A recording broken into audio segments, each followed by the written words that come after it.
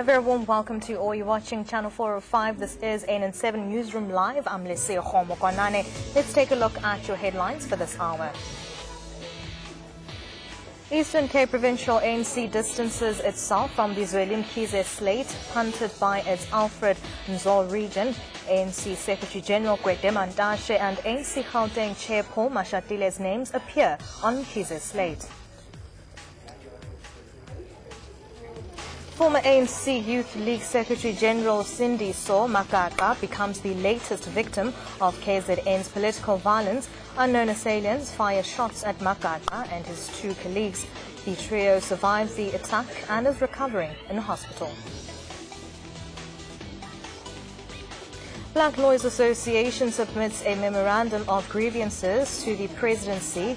BLA accuses the state of disregarding black and female legal practitioners in its briefing patterns and distribution of legal work. Now, ABSA takes on Public Protector Busisiwe Mkhwebane. The bank wants Mkhwebane's remedial action to pay back 1.125 billion rand set aside. ABSA also says Mkhwebane has no jurisdiction to probe the matter that occurred well before the Public Protector Act came into being. And President Jacob Zuma encourages South Africa to fight poverty in his Mandela Day message. Calls on all sectors of society to continue working with the government to fight poverty, inequality and unemployment.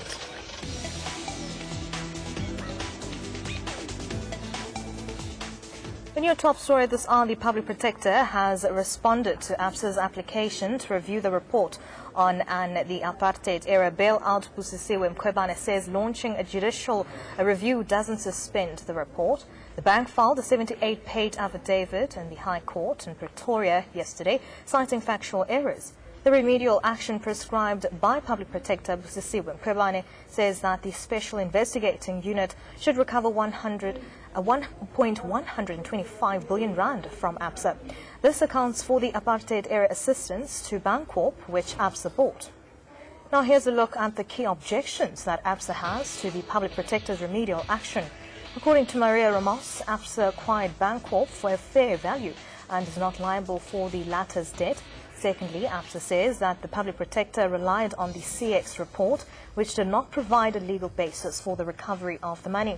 Ramos also argues that Mkhwebane's remedial action rests upon material errors of fact. She also alleges procedural unfairness, as ABSA was not shown the critical documents that the Public Protector's findings were based on. And now lastly, ABSA also claims that the Public Protector does not have jurisdiction to investigate matters that occurred before the Public Protector Act came into being. Now joining us on the phone line is Cleopatra Mosana, Public Protector spokesperson. A very warm welcome to you and thank you so much for your time. Can you just share what is the Public Protector's stance on the ABSA's application to review the report on the apartheid-era bailout? The Public Protector is busy studying the report and has welcomed the ABSA's application for judicial review. However, having welcomed that, this gives the opportunity for us, for the nation to be able to debate in terms of jurisdiction, in terms of the application by ABSA as to which court should be adjudicating on the matter. However, it also does not suspend the remedial action within which ABSA must implement. So looking at what we can expect from now on? What we can expect from now on is that the remedial action should be implemented up until they are being set aside by the court of law. All right. Thank you very much for those details. That was Cleopatra Mosana, Public Protector spokesperson, just giving us more details as we know that the Public Protector has responded to ABSA's application to review the report on an apartheid-era bailout. And Busisiwe Mkhwebane says launching a judicial review doesn't suspend this report. Now, two companies involved in the manufacturing and supply of key chemical input materials used to make detergents, cosmetics and toiletries have agreed to pay fines after admitting to price fixing and dividing markets. The Commission said between 2003 and 2013, InvestChem and Akulu Marcon, which are competitors, agreed to fix prices. They fix prices of surface active agents, which are one of many different compounds that may act as detergents, wetting agents, foaming agents and dispersants. Now let's now take a look at the collusion by the two companies in more detail. InvestChem and Akulu Marcon are manufacturers and suppliers of a range of surface active agents products. These products are widely used in the detergent, cosmetics and toiletry industries. The Commission said InvestChem had agreed to pay a penalty of 23.4 million rand, while Akulu will pay an amount of 13.9 million rand in terms of the settlement agreement, each concluded with the Commission. Now, in December 2014, the Commission conducted a search and seizure operation at the premises of both companies as part of an investigation into cartel activities. The Commission said between 2003 and 2013, InvestChem and Akulu Marcon, which are competitors, agreed to fix prices with surfactants. The companies also divided the market by agreeing not to pursue each other's customers, and the Commission said these agreements contravened Section 4 of the Competition Act.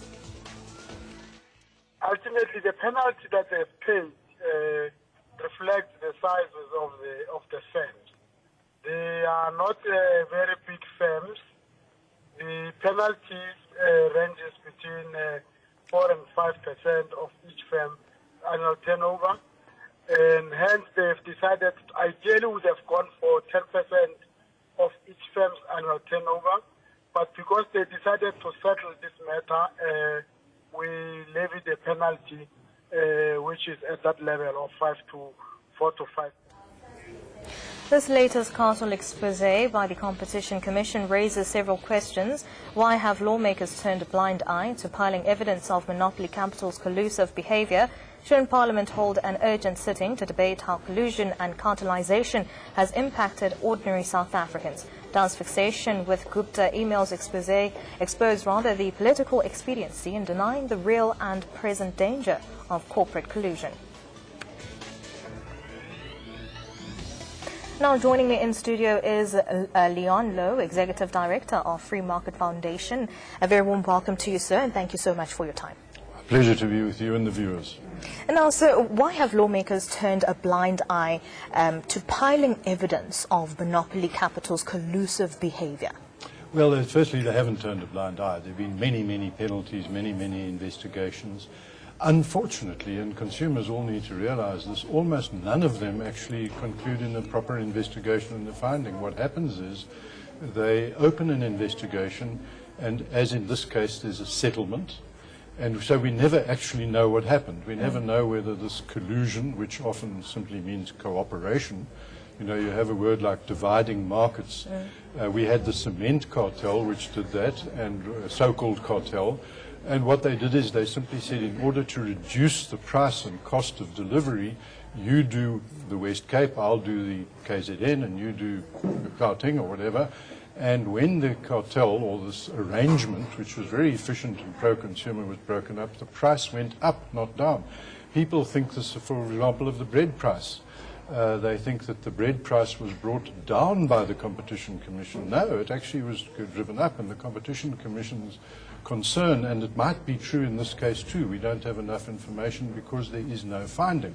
The case in the bread price, the Competition Commission said they were charging what was not called monopoly pricing, it was called predatory pricing, which is a way of saying they were selling the bread too cheap, which meant that poor people were buying cheap bread instead of buying expensive bread from smaller, inefficient bakers.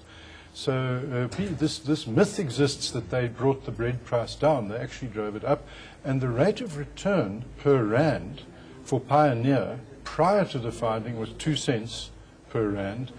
Afterwards, it was 7 cents per rand. In other words, it started making more profit when the Competition Commission forced the price up. Now, in this case, We could have the same thing. We just don't know enough information. People have to be very careful of thinking the Competition Commission is pro-consumer. Let's look here, for example, these surfactants. They are chemicals sold in hundreds or millions of tons to the country's biggest companies.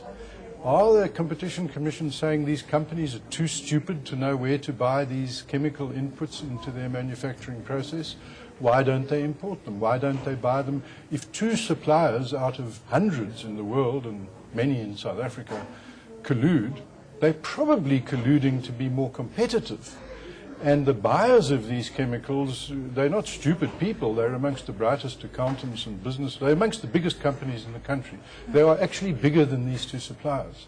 And if they are too stupid to know where to buy their chemicals, then we've got a real problem.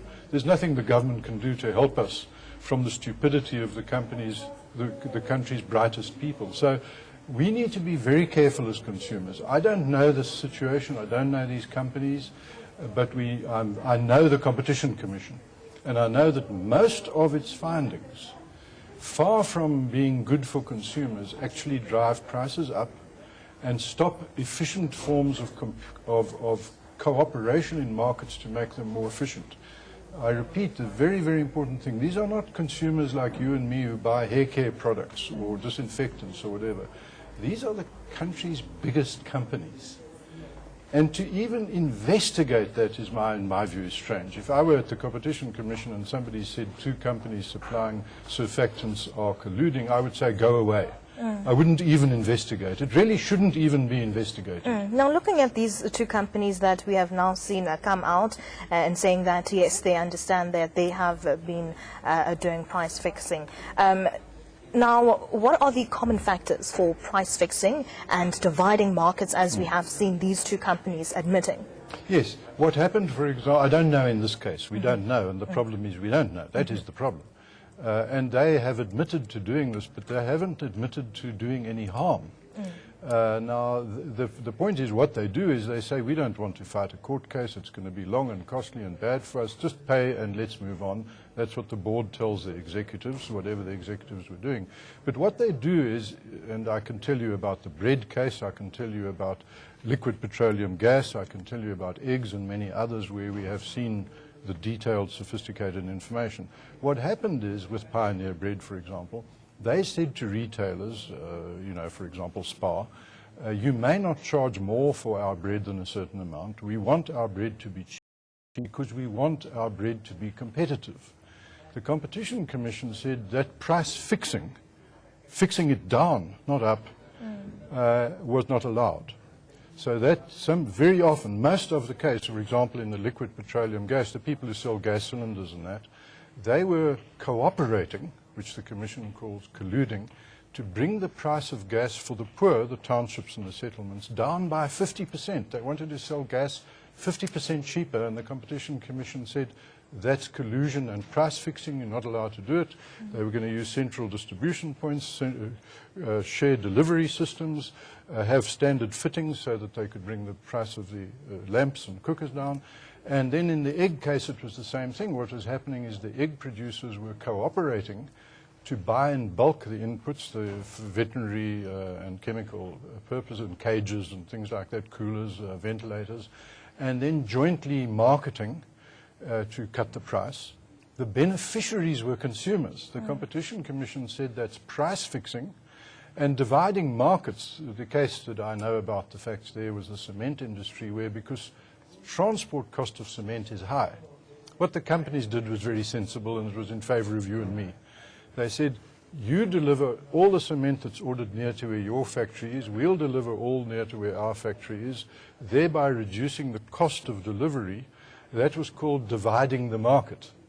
And what the Competition Commission said is you may not do that, and this, by the way, was in the old South Africa, not the new South Africa.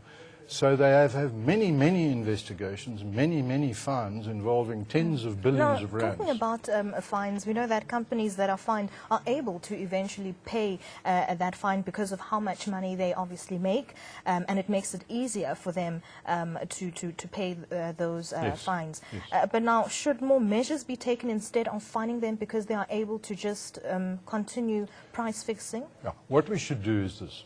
firstly understand that you say it's easy to pay the fines. Yes, it is. You just get consumers to pay. So you actually, all those fines come straight out of the pockets of consumers in order to increase the rate of return of these companies.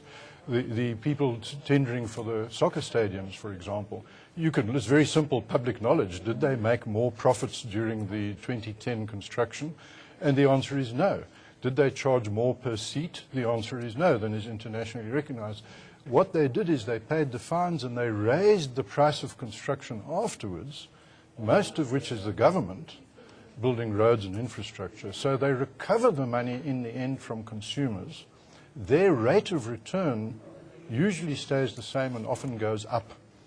And so they aren't worse off, which is why these companies don't bother most of the time to put up a fight. They just say, pay and let's move on. And sometimes the ruling of the Competition Commission actually benefits them. So you have to look at each case.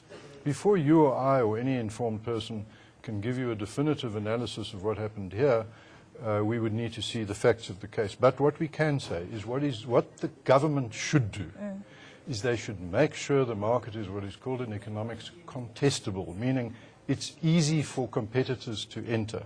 Then any collusion, if you, ANN7, start colluding with another broadcaster, ENCA, for example, if it's easy to enter the field, you would collude only to improve the quality of your service and lower your costs. That would be a good thing for consumers.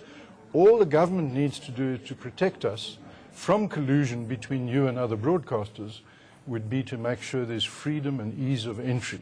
Then you would behave yourself.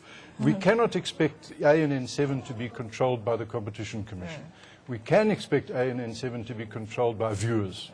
Okay, I get you. Thank you so much for your time, sir. My pleasure. All right, and that was Leon Lowe, Executive Director of Free Market Foundation. He was joining us in studio.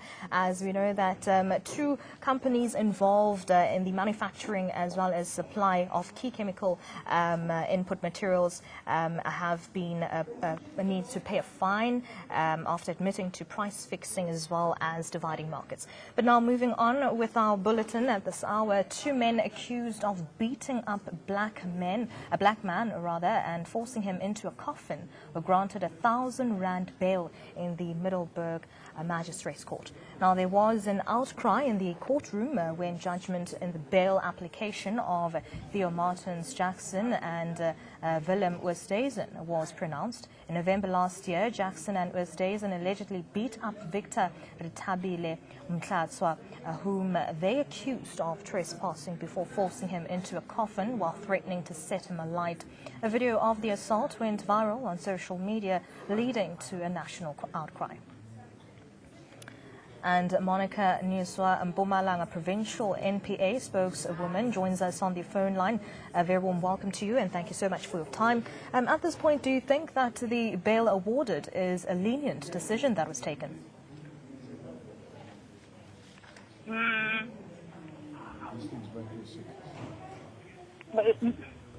Ma'am, what I can say let me is just pose that question to you again. Do you think that the bail awarded is a lenient decision in this case? no, as NPA we always oppose bail, but we always respect the court's decision.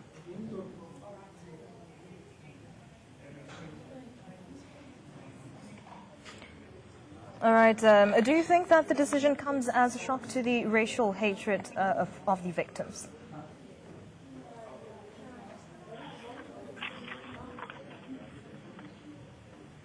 Hello? All right. I'm going to ask you again the question. Do you think that the bail awarded is a lenient decision that has been taken in court? I don't think the decision is lenient, ma'am, but the fact that both accused out on bail does not take the fact that they still have a case to answer.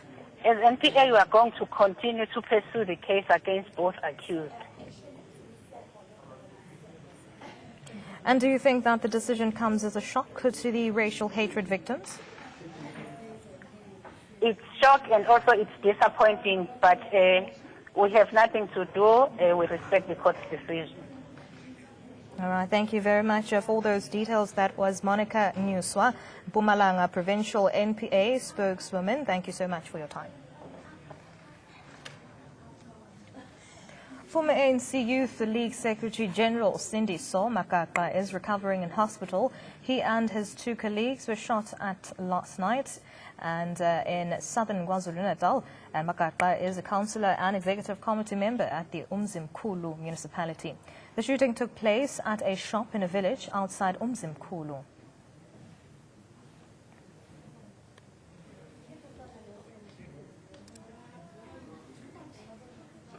And Hangwane Mulaudzi Hawks spokesperson joins us on the phone line. A very warm welcome to you and thank you so much for your time. At this point, can you share more details of the shootout? Lisiko, thank you for having us, for giving us this opportunity. Look, in terms of the investigation, of course, they are continuing, but however, because of the severity of the wounds that the victims they sustained, we felt it was proper to give them time to recuperate so that once we are satisfied and the doctors give us the go-ahead, we will be able to get statements from them. But for now, we haven't managed to speak to the victims, but the investigations within the vicinity of the crimes where this crime was committed, investigations have been completed. The only thing that we need to do now is to get statements from the victims. So if you're saying that investigations have been completed at this point, can we say that there are leads into actually finding out who exactly could be the attackers? Look, we do not have any breakthrough as yet. When I say the investigation is completed, I'm only talking about the crime scene. We still trying to ascertain exactly the motive.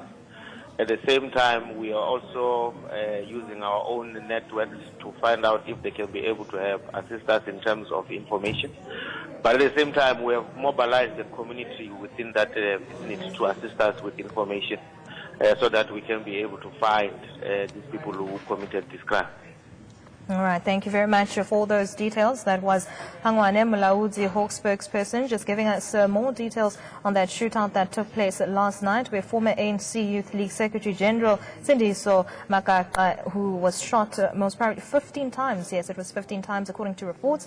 And we know that the spokesperson has just said that they are mobilizing the community to actually find out more details from them into finding out who the attacker was. Thousands of Durban residents, led by the eThekwini municipality, joined in a march against gender-based violence. The march began at King Dingizulu Park and ended at the Gugudla Mini Park. Various religious leaders participated in the march along with members of the executive.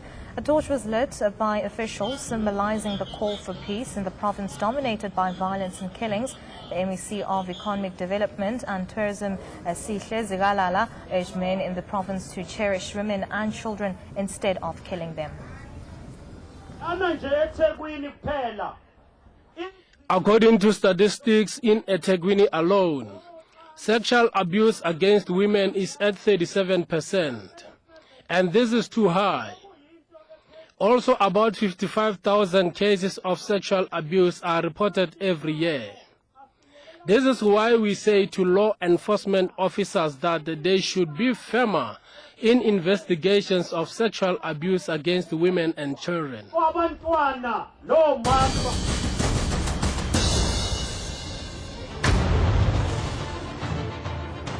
And breaking news coming in, President Jacob Zuma directs government to empower black lawyers. Zuma has directed Minister of Justice, Advocate Michael Masuta, to attend to Black Lawyers Association, BLA's concerns. Now, BLA is dissatisfied with the lack of black legal representation in the state's distribution of legal work. Zuma says the legal fraternity is one of the key sectors government is targeting as part of the radical socio-economic transformation program.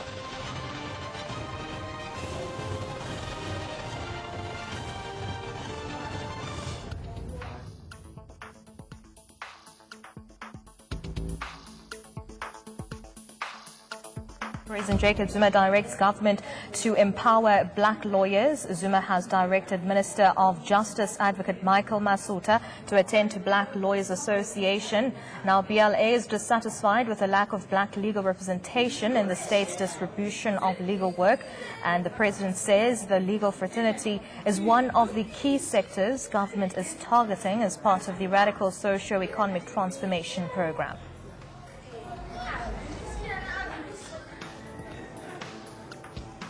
And that's all the news updates that I have for you here on Newsroom Live. From me, Lesego Mokonane. Good night.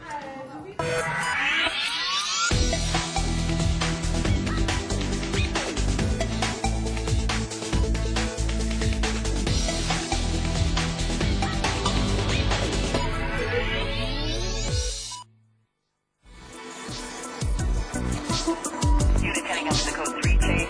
Suspect was last reported southbound on Highway 99.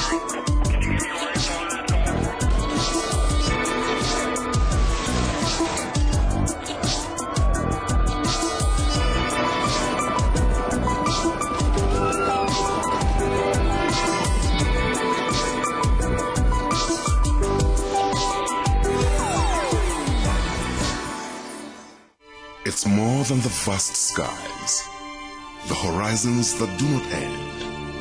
It's more than the antiquity within, the tempest without. It's the rhythm that guides our heartbeat, the pride that ignites our game, the spirit that drives us forward and fuels our ideas, our passions, our dreams. It's the home that connects us all. It's our Africa.